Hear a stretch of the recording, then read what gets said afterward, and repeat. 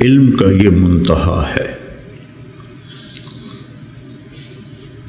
اس کو اگر ہم اپنی آپ ذات کو بیچ میں سے نکال دیں گے تو ہم گرنا شروع ہو جائیں گے۔ تجھے کیوں فکر ہے اے گل دلے صد چاک بلبل کی، تو اپنے پیرہن کے چاک تو پہلے رفو کر لے۔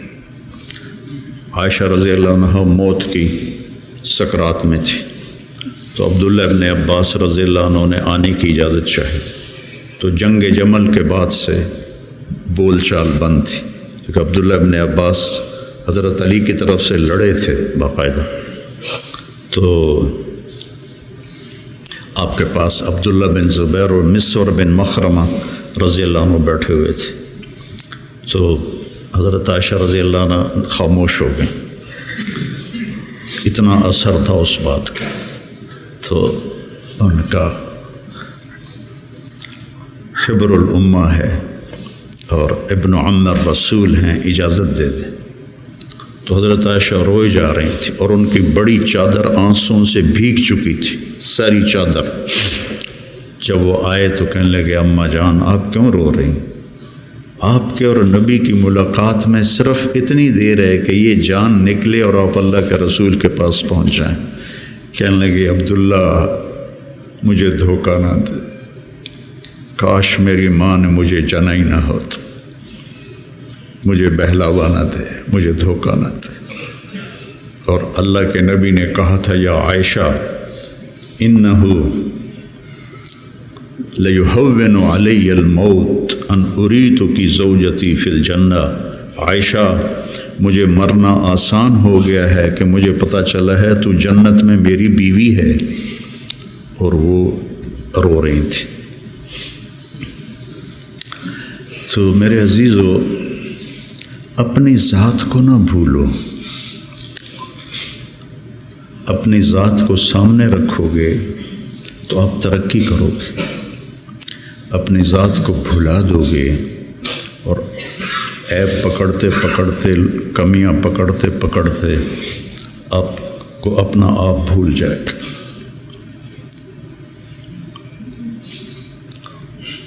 حضرت عمرو بن عاص رضی اللہ تعالیٰ عنہ موت کی کشمکش میں تھے، تو دیوار کی طرف منہ کر کے دھاڑو دھاڑ رو رہے تھے۔ تو ان کے بیٹے نے کہا اما بشرک رسول اللہ بکذا، اما بشرک رسول اللہ بکذا، اللہ کے رسول نے آپ کو یہ بشارت دی، یہ بشارت دی۔ تو آنسو خشک کیے اور لوگوں کی طرف متوجہ ہوئے کہ انی قد کنت علی اطباق ثلاث، میرے اوپر 3 دور گزرے ہیں۔ ایک تھا جب میں کافر تھا، اور اگر میں اس وقت مر جاتا تو سیدھا جہنم میں جاتا۔ پھر اللہ نے مجھے ہدایت دی، میں ایمان لایا، اور میں نے ساری زندگی اللہ کے نبی کو آنکھ بھر کے نہیں دیکھا حیا کی وجہ سے۔ اگر مجھ سے پوچھو کہ اللہ کے نبی کا حلیہ کیا ہے تو میں نہیں بتا سکتا کہ میں نے کبھی آنکھ اٹھا کے آپ کو دیکھا ہی نہیں تھا۔ اگر اس وقت میں مر جاتا تو میں جنت میں جاتا۔ اس کے بعد ہم پر دنیا کھل گئی اور ہم نے کیا جو کیا، اب پتہ نہیں آگے میرے ساتھ کیا ہونے والا ہے۔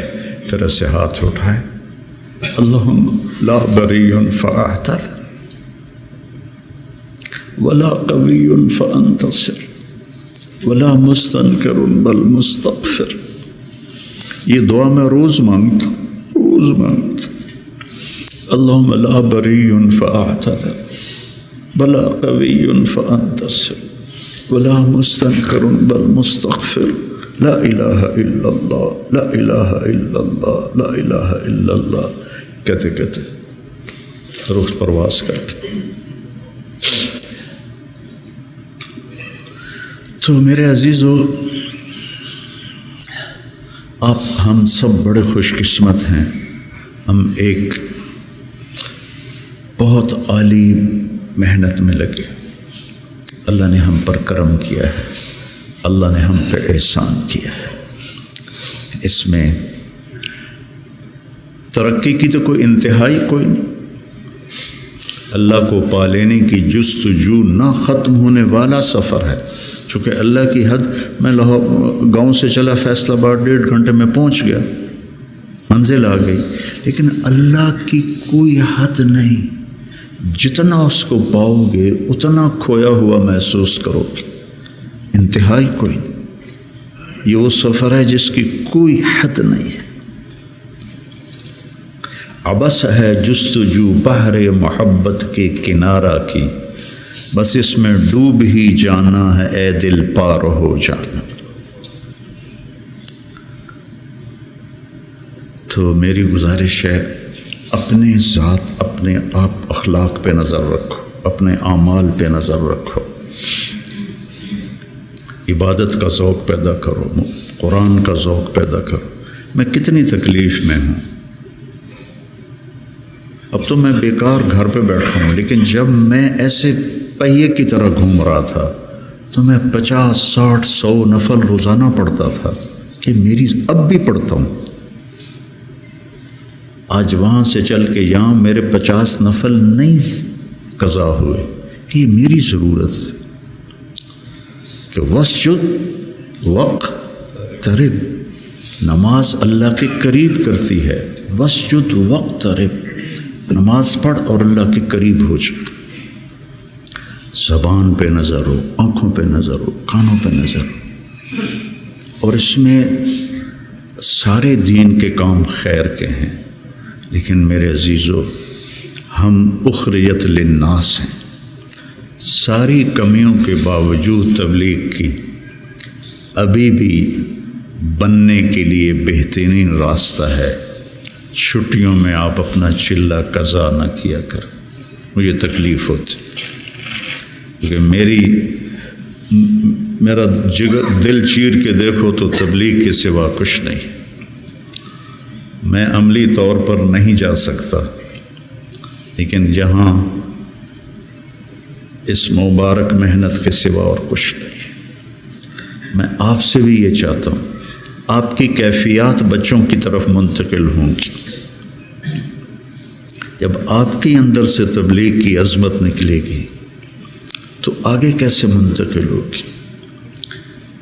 کتنے مشائخ آئے، اس طرح عالم میں تبدیلی کوئی نہیں لا سکا. کتنے خیر کے کام ہوئے، اس طرح عالم میں تبدیلی کوئی نہیں لا سکا. بنو امیہ کے حکام ظالم تھے، لیکن دعوت کی وجہ سے دین تو پھیلتا رہا. ولید بن عبد الملک کان جبارن، جو اس کے بارے میں لکھا ہے ابن کثیر نے، کان جبارن، معمولی باتوں پہ گردنیں اڑا دیتا تھا. سب سے زیادہ اسلام اس کی زندگی میں پھیلا. اور یزید بن معاویہ رضی اللہ تعالیٰ، اس کے زمانے میں شمالی افریقہ فتح ہوا ہے. عقبہ ابن نافع رضی اللہ تعالیٰ عنہ نے الجزائر کو فتح کیا اور مراکش کو فتح کیا. تونس حضرت عثمان کے زمانے میں فتح ہو گیا تھا. عبداللہ بن ابی سرح رضی اللہ تعالیٰ عنہ نے تونس کو فتح کیا تھا. تو ادھر یزید بیٹھا ہوا ہے، لیکن دعوت میں نکلنے والے تو مخلص تھے. تو میں تھا مسجد میں، تو میرے پاس 2 جماعتیں آئیں پٹھانوں کی، پیدل چل رہی سال کی، کہ جی 6 تاریخ کو ہمارا جوڑ ہے، آپ تشریف لائیں. میں کہا یار میں تو فیصل آباد جا رہا ہوں، اگلے جوڑ میں آ جاؤں گا. کوئی تحریک، کوئی پیر، کوئی بزرگ اپنے مریدوں کو یہاں تک نہیں لا سکا کہ سال کے لیے پیدل چلے جائیں.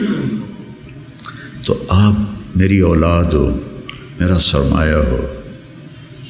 میں عمر کے آخری حصے میں ہوں، آپ لوگ ابتدائی حصے میں ہیں. تو اس مبارک محنت کو اپنی ترجیحات میں رکھو، ترجیحات میں رکھو. میں نے کبھی چلہ نہیں قضا کیا تھا. ایک آدھ چلہ میرا بیماری کی وجہ سے قضا ہوا، اور اب 4-5 چلے سر درد اور کچھ اور عوارض لاحق ہو گئے. ورنہ میں جو بھی ہوتا تھا میں چلہ نہیں چھوڑتا تھا کہ میری ضرورت مجھے کرنا ہے. عام انسانوں کی طرح زندگی گزارو اور اپنے اللہ کو اپنے سامنے رکھ کے چلو.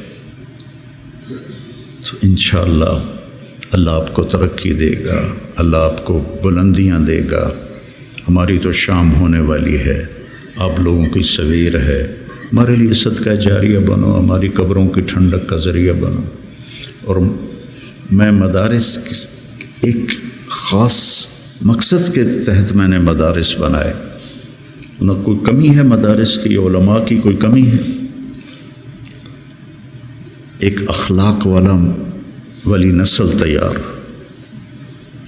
ایک قرآن سے شغف والی نسل تیار، عربیت ان کا خاصہ ہو، قرآن ہو، سیرت ہو، عربیت ہو، اور اچھے اخلاق ہو، اور تبلیغ کا جذبہ ہو، دنیا میں پھرنے کا جذبہ ہو۔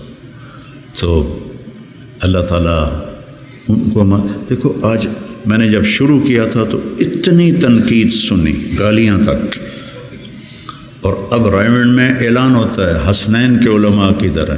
یہ میرے لیے شرف ہے، حسنین کے علماء کی طرح، کتنی بڑی میرے لیے یہ اعلیٰ درجے کی بات آپ سب کے لیے۔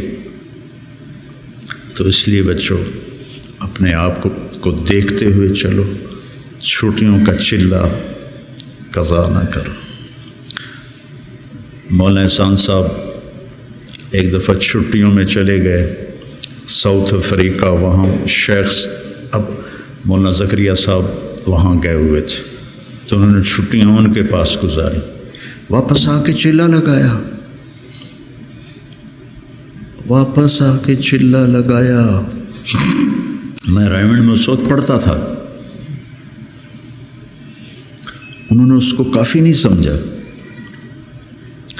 تو اپنے بننے کے اسباب میں سستی نہ کرو، ٹھیک ہے نا؟ پی جا ایام کی تلخی کو بھی ہنس کے